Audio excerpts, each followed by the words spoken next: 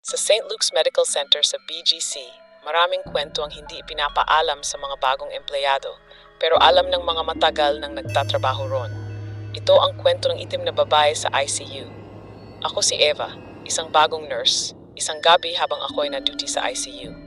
Wala ng pasyente, pero hindi maalis sa akin ang mabigat na pakiramdam at tila may nakamasid na presensya sa akin. Habang ginagawa ko ang aking round, napansin ko ang isang bukas na pinto, bukas pa ang ilaw sa loob. Kahit na lahat ng mga kwarto ay dapat nakasara na.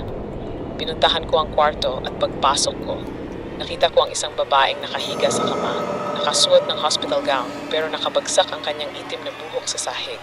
Nakadapa ang babae sa kama at hindi gumagalaw. Tahimik akong naglakad papunta sa kanya. Ngunit nang malapit na ako ay narinig ko ang hikbi at pag-iyak ng babae. Huwag mo akong iwan. Ang bulong ng babae, sabay lingon sa akin. Nang makita ko ang mukha ng babae, laking gulat ko. Ang babae ay walang mga mata at ang kanyang mukha ay puno ng dugo. Napayak ako sa takot, biglang nagdilim ang buong kwarto.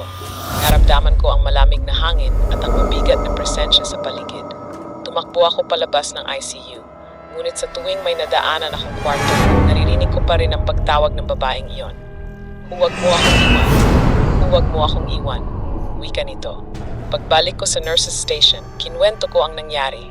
Ngunit tahimik lamang ang mga senior nurse. Isa siya sa mga hindi nagamot. Minsan, nagbabalik siya para maghanap ng kasama, sabi ng isa sa kanila, habang tinitingnan ang pinto ng ICU.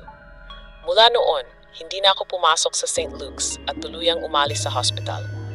Marami pa rin akong naririnig na kwento na nagsasabing ang babaeng iyon ay patuloy na naglalakad sa mga pasilyo ng ospital, naghahanap ng taong makakasama sa kanyang huling paglalakbay.